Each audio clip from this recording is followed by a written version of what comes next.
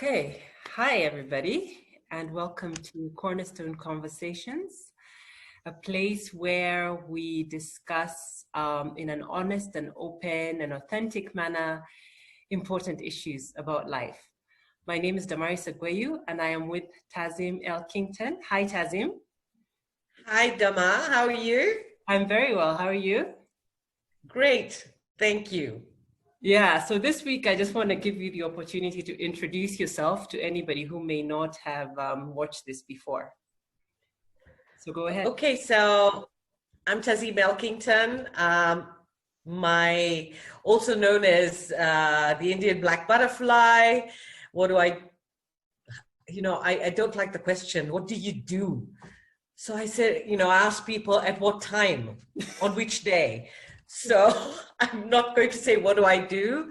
How do I spend my life? How do I live my life? I live my life as a corporate leadership trainer, creating authentic culture within organizations, top value systems,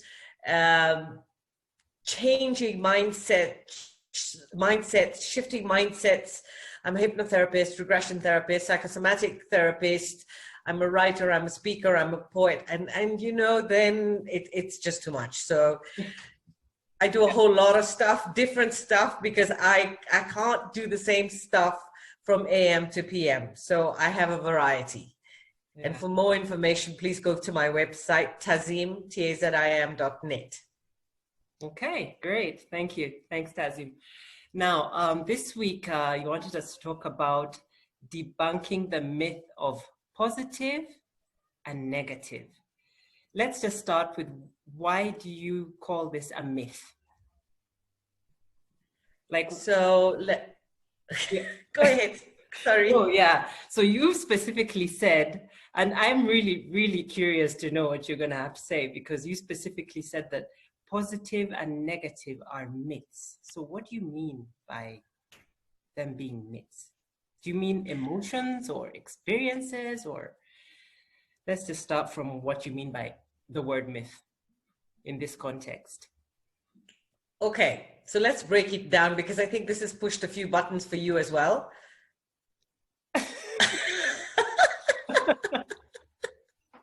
Oh yeah?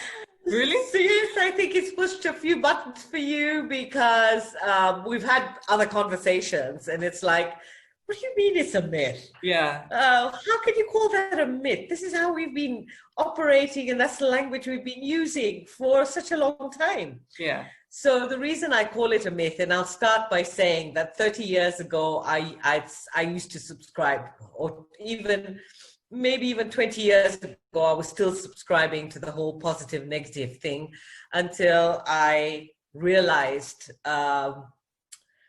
what I know today and what I understand today. Okay, so firstly, what I'd like to say is that we have different trends that come up during different years, ages, eras.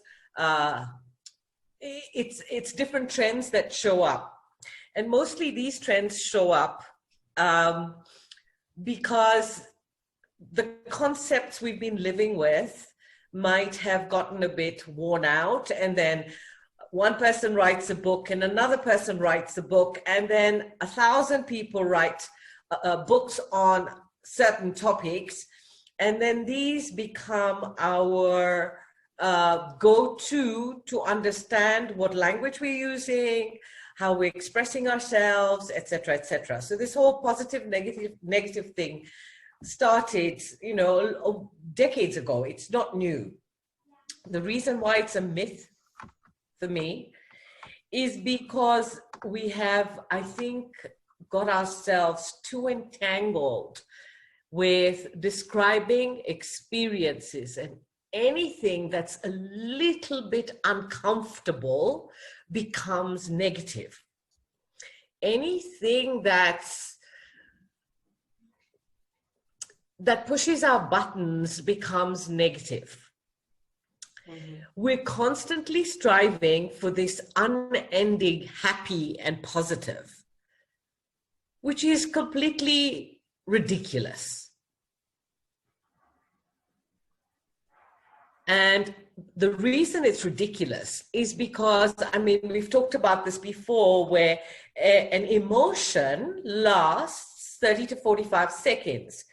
What keeps the emotion alive is the memory of the experience related to that emotion.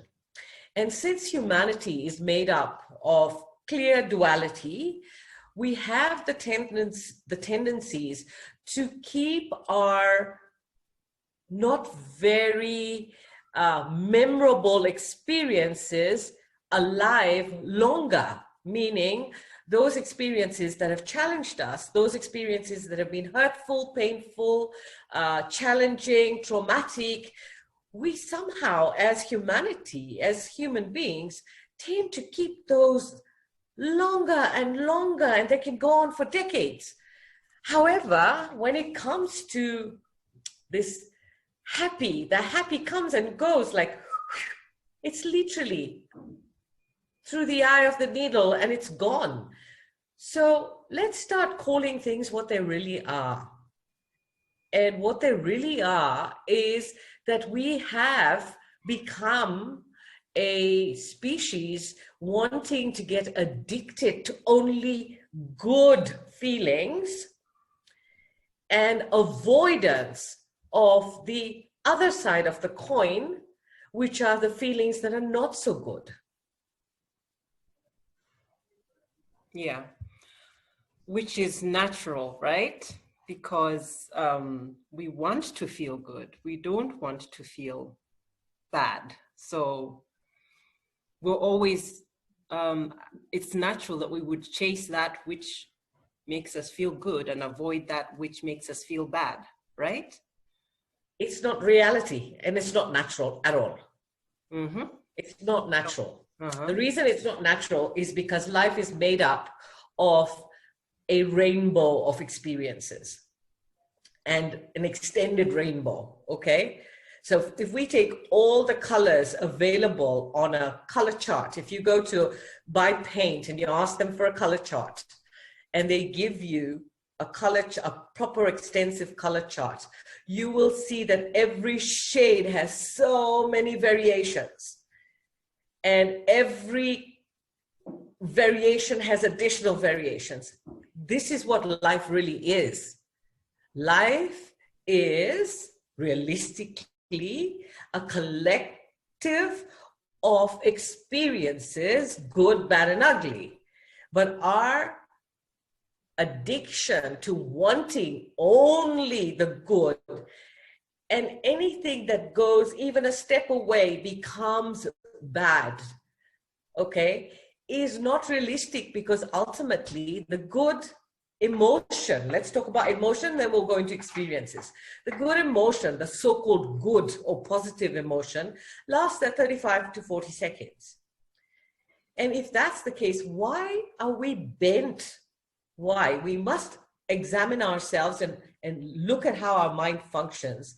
Why are we so bent on striving for this feel-good stuff and deny what's eating the brain away that happened 20, 30 years ago?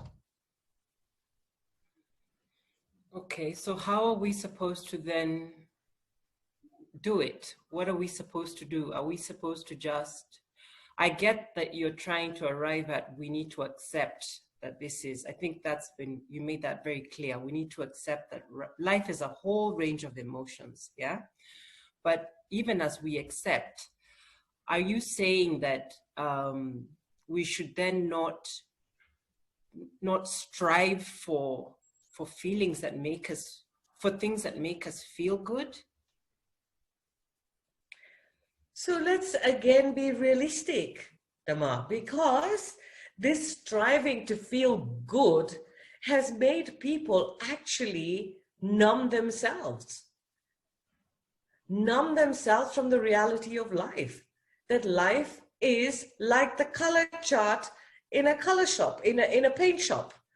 with all its variations. And if that's what life is, then the more people strive to look for happy, positive only, what they're doing is they're looking for happy and positive a lot of times in the wrong places as well. So when I talk about being realistic, you know what I mean. I'm talking about how people are drinking themselves stupid looking for happy. How people are taking drugs, are on drugs.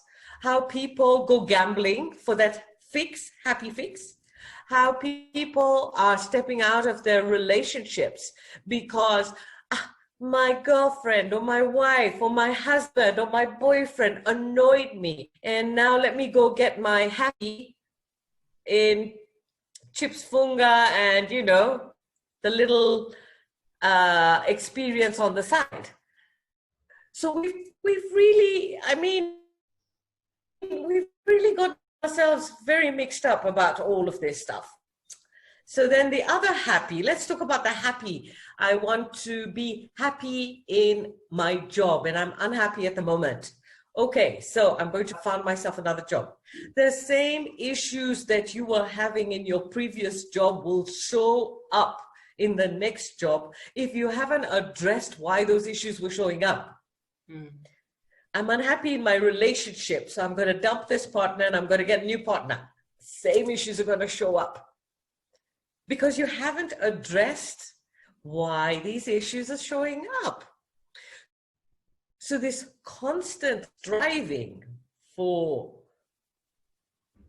happiness or positive it doesn't work.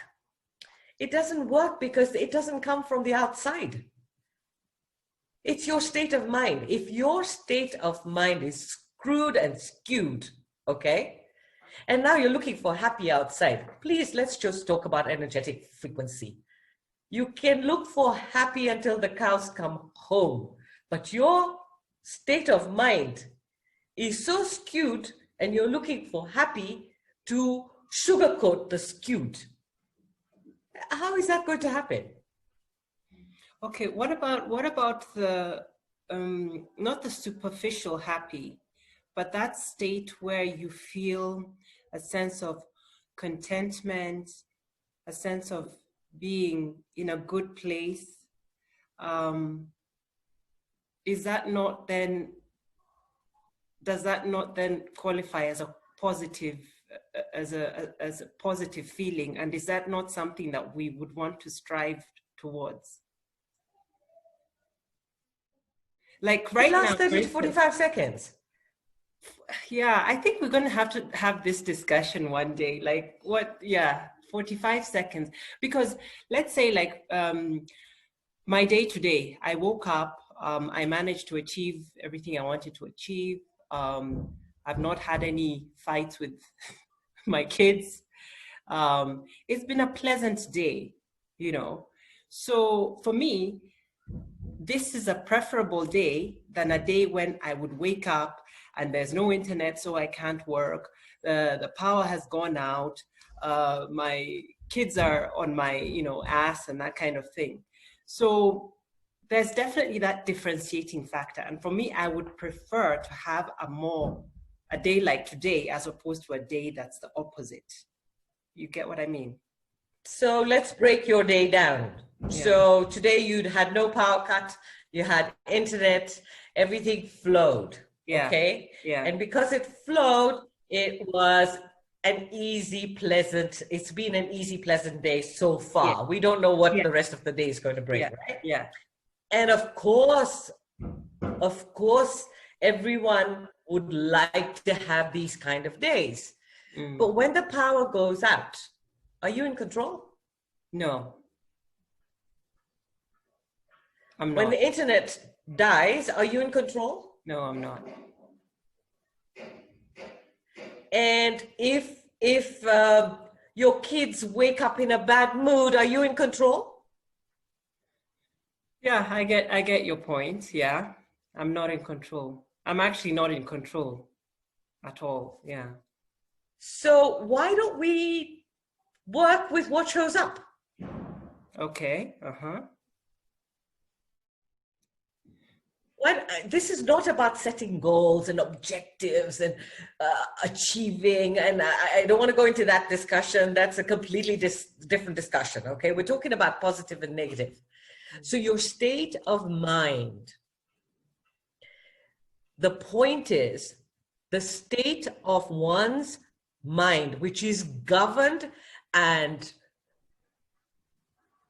managed by the subconscious mind. People think their conscious mind is operating.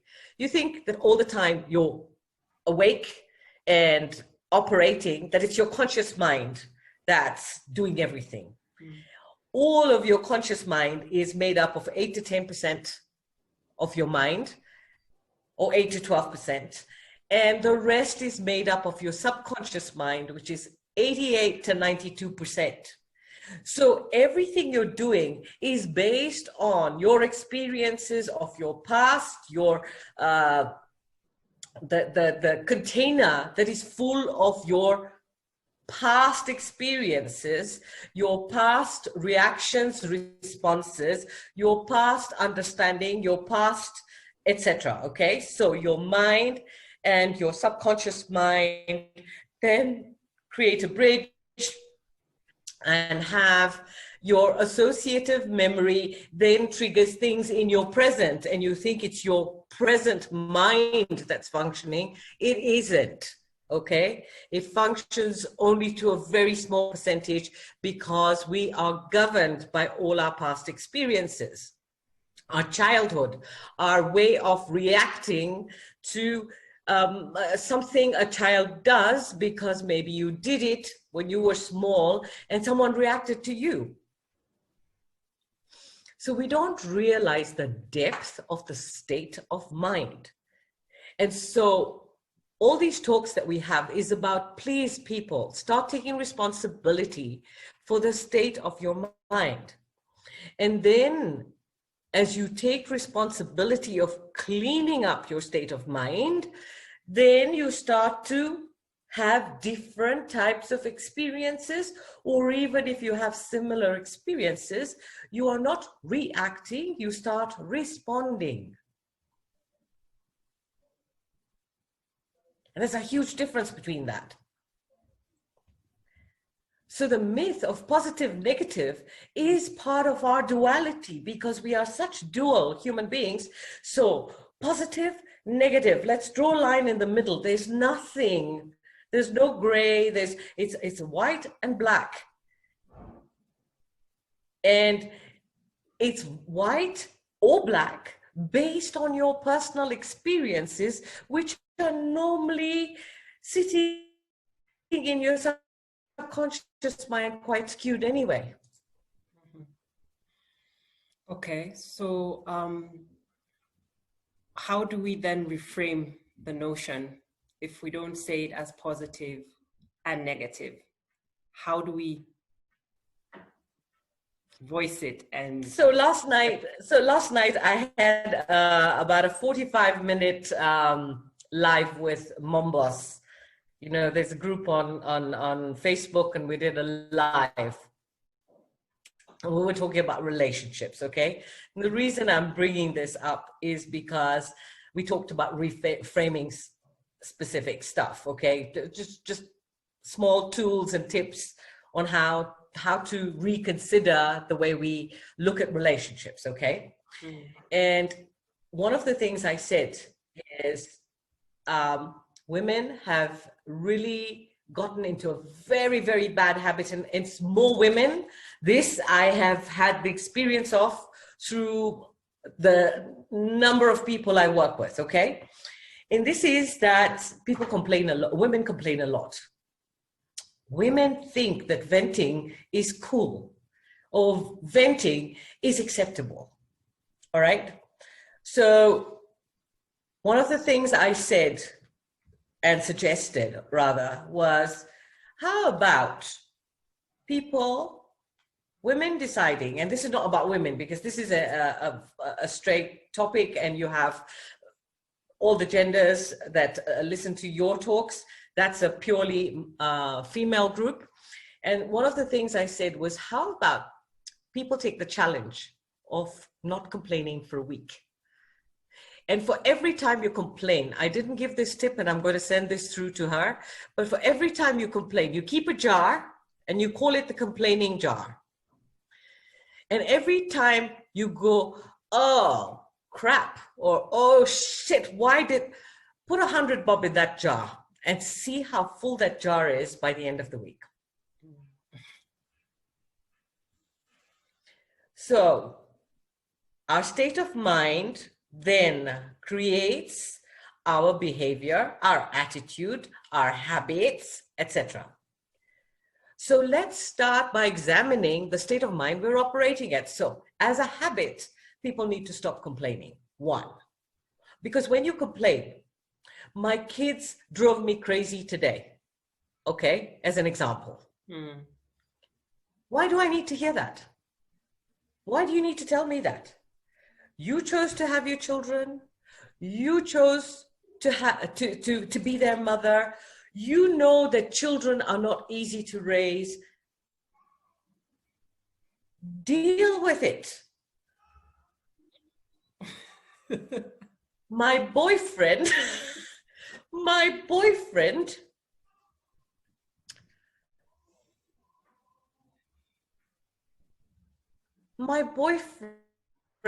cheated on me. Who chose that boyfriend? Who is sleeping with that boyfriend? Who is doing things with that boyfriend? Who is waiting for that boyfriend to marry them? Who is waiting to have a kid with that boyfriend? Hey, who? Why are you telling me?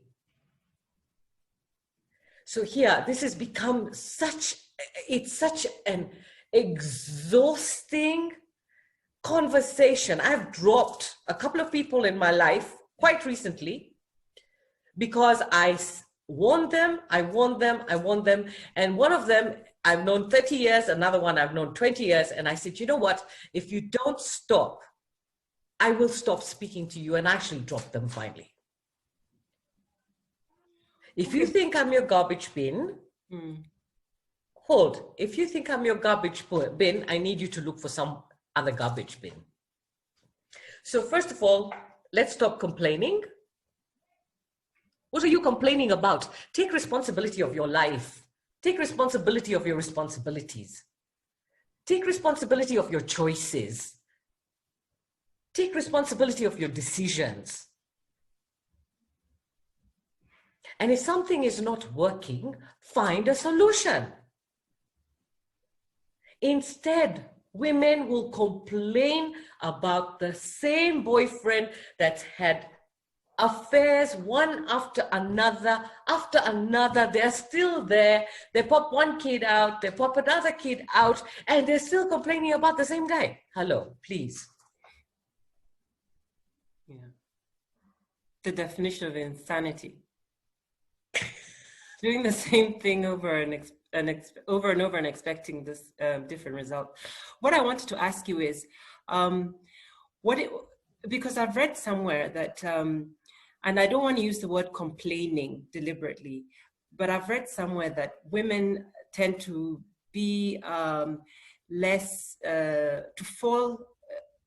likely to fall into depression because they air their views and they talk about issues.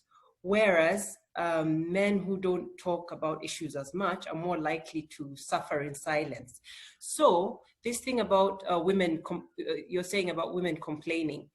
I know there's complaining, but there's also just voicing your feelings and sharing the things that are happening in your life, and some of them might come out as complaints. How are you saying that people should not then express themselves in that way? I'm not talking about expression. I'm talking about complaining about the same things over and over and over again.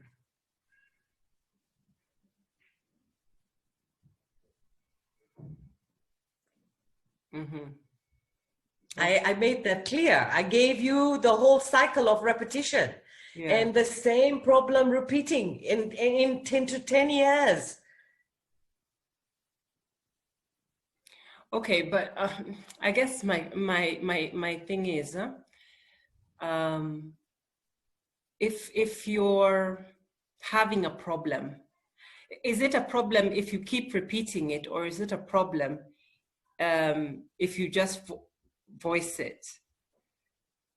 It's a problem. Find a solution. So you mustn't voice it to your friends and to your family? You can do whatever you want, but if you're voicing the same problem for 10 years, Dama, it's ridiculous. Yeah, that's definitely, if it's over and over. That's what I'm talking about. If you had a rough day today and you said, man, my kids drove me crazy, I'll say, Polisana, okay. And then tomorrow is another day, all right? That's okay, but that's not really complaining. That's just stating how your state of mind is at the moment. Okay, yeah, that's what I wanted to clarify. So no, we can clarify that. Yeah. Complaining is saying, I have had this problem for 10 years, 5 years, 3 years. Okay, what's your solution? We've become such a problem oriented species that we live in the problem. We swim in the shit of the problem. And we're waiting for someone to fish us out. No one's going to fish us out. We have to step out of that pond of crap. And we have to find a solution. Yeah. Okay, so and that's what I'm talking about. So yeah, rather than, going back to your question. Yeah. First of all, how about we stop describing experiences? Good, bad, and ugly, and accept experiences for experiences. It's an experience. Already that frees up a lot of space around, in our mind, around us. And okay, so I had an experience today and that experience made me feel sad. Okay, made you feel sad. You're acknowledging your feeling. It made me feel sad because it reminded me about when my father died. And that made me realize that, maybe I haven't actually dealt with all my emotions of my father passing away. Now, you're not condoning you're not pushing away the experience. You're accepting it. You're accepting the emotion that came with it. You're accepting that you might have even realized something that maybe you didn't realize before. And now we start getting to be human again. Instead of denying all the negatives, like they're smeared in shit, because they're not. Actually, in life, the only time people will learn is when they have experiences that shake them a little. They're not going to learn anything when they're all floating on a cloud and everything is fantastic. Yeah. Okay, so how do we, going forward then, how do we live with this duality, to use your word, of the opposites, positive and negative? So the point is, if you don't experience one side of the coin, you are not able to experience the other side of the coin. So let's talk about joy and sadness being two sides of a coin. You're not capable of experiencing pure joy if you don't know what pure sadness is. Okay, so if we choose to accept or live with whatever shows up.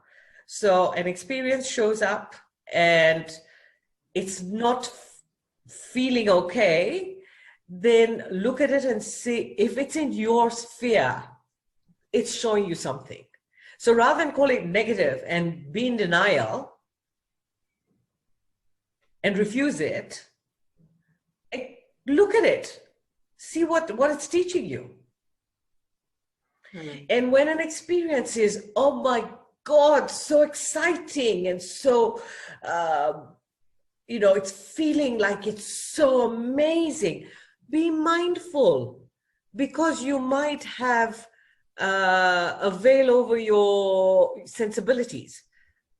This is how people say they fell in love.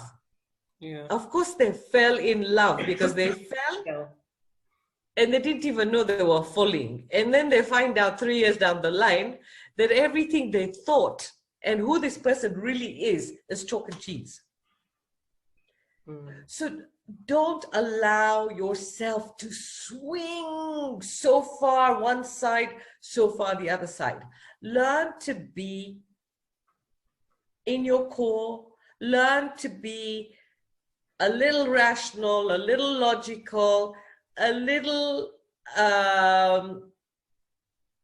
in the clouds, all of that. However, people swing from one extreme to the other extreme. And again, this is where the addictions come in, because they don't know how to manage their emotions. They don't know how to manage experiences that they don't like. And then the addiction stopped. So I think it's just whatever it is today. Today is not such a wow day. Okay, it's all right. That's okay. And tomorrow will be another day. And if this experience with this person keeps upsetting and arguments keep coming and it keeps disrupting peace in a house or in a home, then you have to question it. There's no point going to your girlfriends and airing what you need to say, because this has been going on for 5 years. Then you need to really look at, are you sure that this relationship is what you think it is? Are you supposed to be here? And that's it. So people have to get realistic, a little bit more realistic. So these a lot of books have been sold on all these kind of concepts, but they're sold based on the person writing and their experience. And so it'll work for a short time frame. Even though we're not here for a long time, we've got to start really looking at how many crazy concepts we've been sold because of marketing and advertising, and positive, negative is one of them. Yeah. Wow. I didn't have much to say today, because this is something very new to me as well. I think I was sold on the whole, there's positive and there's negative, and there's good things and there's bad things, but clearly it's more about just accepting that those things will be there. They're part of life, right? They're part of life. Yes. It is life, actually. That's what life is. So if you deny one, it's like you're denying a part of life. Yeah? Yeah. Absolutely. So how does that make you feel? It's definitely, I think it's even better for my state of mind.